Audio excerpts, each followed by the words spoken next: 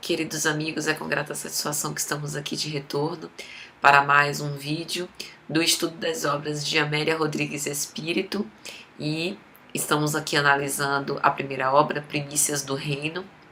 Este, portanto, é o segundo vídeo dessa iniciativa do canal Lições de Amor. No primeiro vídeo, nós falamos um pouco sobre o próprio relato de Divaldo Pereira Franco, intitulado Explicação, nessa obra, em que ele fala um pouco da sua trajetória, como que ele começou a desenvolver psicofonia, mais tarde a psicografia, as preleções doutrinárias de ensinos evangélicos e espíritas. E, portanto, falando um pouco dessa parceria dele com o espírito Amélia Rodrigues para escrever Primícias do Reino. Logicamente, a autoria é da benfeitora espiritual Amélia Rodrigues, mas contou com as tintas do médium para este concurso, esta parceria. E hoje nós falaremos do prólogo.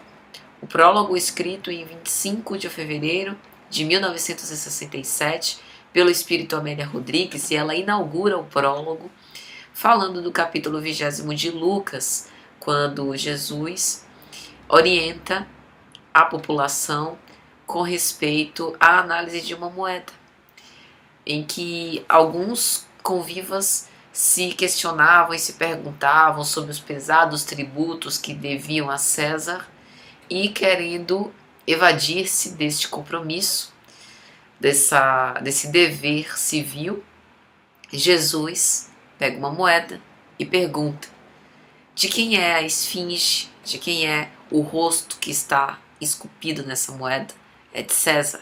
Portanto, dai a César o que é de César, e a Deus o que é de Deus. E Amélia Rodrigues, no seu brilhantismo costumeiro, analisa essa passagem de Jesus, dizendo que aqui nós temos uma lição profunda, que é justamente a existência dos planos material e corporal. Nós somos espíritos imortais, passando temporariamente por uma existência carnal no plano material, e que é útil para o nosso engrandecimento, para o nosso aperfeiçoamento moral, mas nós não podemos nunca deixar de ter em vista que nós somos espíritos imortais e, portanto, devemos viver para o espírito e não para o corpo. Mas temos deveres impostergáveis, temos imperfeições a transformar, e é aqui no plano físico que nós fazemos isso, através dos relacionamentos e do contato que temos com as pessoas. E aí Amélia vai dizer que tanto na efígie de Augusto, quanto nas lições de Jesus, nós temos a representação ou o simbolismo desses dois planos. Enquanto o César significa utilizar da prepotência, da arrogância, do abuso do poder para dominar populações e governá-las ao seu talante, o reino de Deus, o reino dos céus, expressos pelas mãos compassivas e cariciosas de Jesus, ensinando pelo exemplo, não violentando quem quer que fosse, perdoando e acolhendo no seio maternal todas aquelas criaturas, mostra justamente a diferença entre esses dois planos. O reinado de César, representando as glórias efêmeras de trânsito breve, e os tesouros imorredouros do Cristo, representando este trunfo, esta conquista pessoal e intransferível que é do Espírito, que são as suas virtudes, que mais tarde vão servir para ornar a túnica nupcial, de acordo com a parábola de Jesus. Então a proposta de Jesus era, através do exercício de amor para com todos, promover a prisão por amor, libertando os espíritos, enquanto aqueles que estão mais preocupados com a transitoriedade da vida material se tornam prisioneiros do lucro, do trabalho exaustivo para sempre ter mais, e se esquecem um pouco de ser, Se nós observarmos a nossa sociedade odierna, ela sempre insistentemente nos convida para uma vida mais próxima de César e mais distante de Jesus. Não é à toa que os cristãos ainda hoje sofrem as suas perseguições, não como antes, em que eram levados para o sinédrio, apedrejados, eram escorraçados das cidades, precisavam manifestar a sua fé nas tavernas, junto com malfeitores comuns, porque aquilo era proibido. Mas hoje sofremos perseguições de outras ordens, mais sutis, mais veladas, as calúnias, blasfêmias, maledicências, as cenas de ciúme, de inveja e as injunções tenebrosas das trevas que muitas vezes utilizam os nossos familiares, utilizam os nossos convivas mais próximos, a fim de criar aquele clima de desarmonia, de desagregação, de desavenças, de discussões infrutíferas para minar o trabalho, para nos afastar da realidade essencial, que é cultivar os ensinamentos do Cristo e procurar aplicá-lo em cada dia de nossa vida. E é interessante porque Amélia nos lembra que o reinado de Augusto, do César, ele visa fazer com que as pessoas estejam saturadas do mal, dessa abastança de recursos, promovendo um grande vazio interior, para que, quando tristes, cansadas, possam oferecer o terreno propício em seus espíritos, nas suas almas sedentas, para serem consoladas por Jesus. Vejamos, por exemplo, na obra Paulo e Estevão, quando Saulo de Tarso houvera se convertido naquele cruel perseguidor de cristãos, sendo tomado por um fascinante fanatismo religioso, promovendo um êxodo em massa de Jerusalém, massacrando os cristãos, ele acabou enchendo da casa do caminho. Por quê?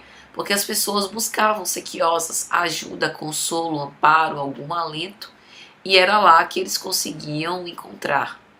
Então, de uma forma análoga, o César serve para o reinado do Cristo. Oferece as condições para que essas pessoas saturadas do mal busquem a consolação e desenvolvam ali as primícias do reino.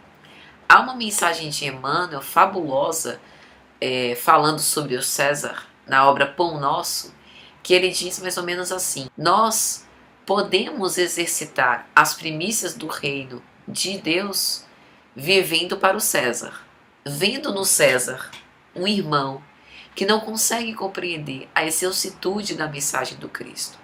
À medida que nós estamos honrando o nosso dever, exercendo o nosso trabalho com dignidade, moralmente educados, vendo ali um patrimônio sacrossanto, uma missão que nós devemos executar, como Jesus nos ensinou, com a moralidade cristã, nós estamos contribuindo para este convite à vivência das primícias do reino.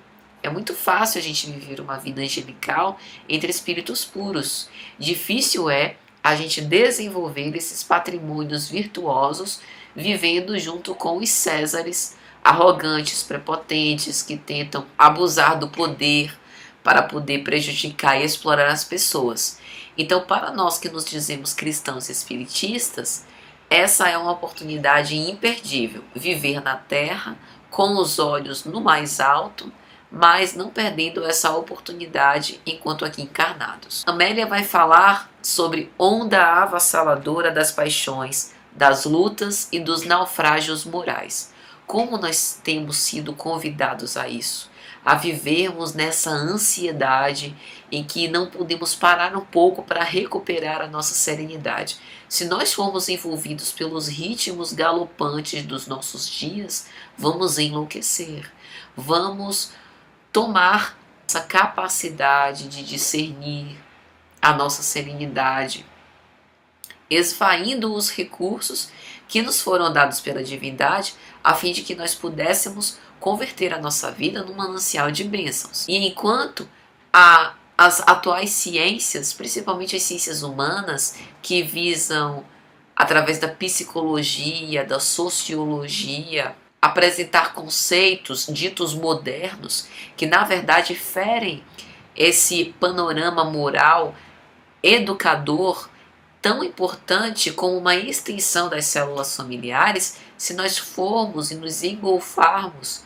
nesse ritmo célere dos nossos dias. Nós vamos nos endividar mais, nós vamos nos corromper. Então é por isso que a mensagem do Cristo freia esses nossos anseios, essas nossas paixões ensandecidas, para que nós nos voltemos àquilo que é essencial na mensagem, que é fazer o bem, que é cumprir a lei de Deus e que é nos aproximar desse ideal. Aí ela vai chamar isso de volúpia da velocidade, a aflição que campeia em frene. E hoje no nosso dia a dia é isso que nós temos observado, o egoísmo. Quer dizer que eu não posso ser contrariada naquilo que eu mais gosto, naquilo que eu mais quero. Os pais não podem dizer não, porque a psicologia infantil diz que os filhos têm que ser assistidos em tudo. São posturas que a gente tem que analisar com frieza para ver realmente se a gente está caminhando pela trilha mais adequada. E por isso esse reconhecimento e a afeição às células espiritistas cristãs. Porque num mundo tão conturbado, violento, cheio de descontrole emocional, essas células são pequenos faróis em meio à penumbra, à neblina, que promovem esse alívio e esse amparo, como a Casa do Caminho na época da perseguição dos fariseus aos cristãos. Então é um convite para que nós retornemos a esse cristianismo primitivo e bebamos nessa fonte fecunda e infinita a inspiração necessária para que nós possamos enfrentar os embates do dia a dia. Então essas células, e em especial as casas espíritas, são esses antros que instruem, que educam, mas acima de tudo, que amam e que acolhem. Nós não podemos pensar num cristianismo sem o Cristo. Essa é uma reflexão preciosa que Amélia Rodrigues traz. Há falta de bálsamo evangélico nas realizações ditas cristãs da atualidade, fazendo pensar num cristianismo ao qual falta o espírito enérgico e manso, suave e nobre do Cristo. Ou seja, se nós nos dizemos aprendizes do Evangelho, discípulos de Jesus, trabalhadores da última hora, nós não podemos nos esquecer que todas as ações, embora enérgicas, disciplinares, educadoras do Cristo, eram revestidas de ternura, de amor, de compreensão, de compaixão. O Cristo não perdia a cabeça, não se deixava arrebatar por uma violência de qualquer tipo, impaciência, sempre revestindo de compreensão e de carinho. Mesmo em relação a Saulo de Tarso, um cruel perseguidor, Saulo de Tarso chegou a dizer que o odiava, que ele era agora o seu arqui-inimigo após a morte de Estevão. E Jesus tocou-se de extrema compaixão. Nós precisamos nunca nos esquecer deste guia nosso. Cristianismo sem o Cristo não existe. Então Amélia dá o tom, dizendo que essa obra é justamente esse convite para que nós nos voltemos às mensagens simples, belas, dessa vivência evangélica dos primeiros tempos que foi se perdendo ao longo dos anos. E ela vai esclarecer. Não se trata de uma exegese, ou seja, de uma interpretação pura e simples dos textos evangélicos. Há diversos livros que falam sobre Jesus, a vida de Jesus, no seu rigor científico, no descrever teológico dos ensinamentos do Cristo. Mas aqui trata-se de ressaltar a beleza e a pureza da mensagem cristã, de uma forma que todos nós possamos sentir a reverberação dessas mensagens em nossos corações. Não precisamos para isso de um intelecto privilegiado, de sermos puros e sofisticados nas letras. A mensagem é pura e simples, é para os puros de coração, como Cristo apregoou, portanto está acessível a todos. E ela ainda imputa aqui um mérito todo especial ao codificador da doutrina espírita, Allan Kardec, sem sombra de dúvida. Allan Kardec, que era cético, foi um contribuidor fenomenal para a revivescência do cristianismo primitivo através da codificação espírita. Ele que soube conciliar os interesses transviados, principalmente após a eclosão do iluminismo, quando o cientificismo estava tomando a cabeça dos europeus. Ele trouxe, através de uma análise sistemática, apurada, de um exímio educador, pedagogo exemplar como ele era, esses ensinamentos religiosos que tinham base científica e, acima de tudo, uma filosofia moral, que é a filosofia cristã, que é o que dá eternidade a esses ensinamentos. E o que eu achei uma das coisas mais interessantes desse prólogo é quando a Amélia Rodrigues fala assim: alguns apontamentos que se alongam além das anotações evangélicas ou que apresentam comentários não incertos nos escritos da Boa Nova, extraímos-los das obras consultadas em nosso plano de atividade, ou são resultado de esclarecimentos e comentários recolhidos em fontes históricas do lado de cá. Isso é interessante, porque ao contrário do que pudesse se supor, que a Amélia Rodrigues estaria colocando enxertos ou dando a sua abordagem pessoal com relação a esses escritos, o que já seria maravilhoso, porque é um espírito nobre, um espírito doce, um espírito sensível à mensagem evangélica que muito tem a contribuir, mas ela diz que isso são fontes históricas do acervo do mundo espiritual. Imagine, nós que temos aqui bibliotecas abarrotadas com conhecimento do mundo, imagine as bibliotecas do mundo espiritual com respeito a essas passagens de Jesus sobre a terra. Então foram nessas referências que ela soube beber e expor, compartilhando conosco. E os tempos atuais, é como ela vai dizer, ensejam justamente isso. Nós nos voltarmos para a mensagem evangélica para perceber o quanto de proximidade ela tem com os nossos dias atuais.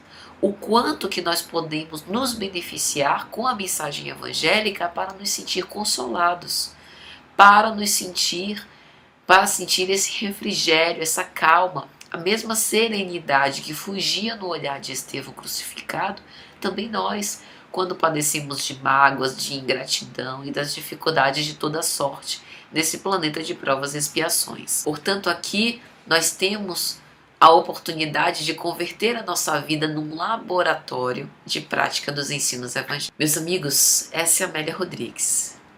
Ela encerra o prólogo falando que Jesus, a luz do mundo, nós que estudamos a sua mensagem, acabamos sendo um pouco também iluminados, uma iluminação interior. Então, é isso. Nós esperamos que faça sentido para quem está nos escutando. Se uma pessoa puder se beneficiar, já teremos cumprido o nosso papel. Muito obrigada a todos e até a próxima, se Jesus quiser.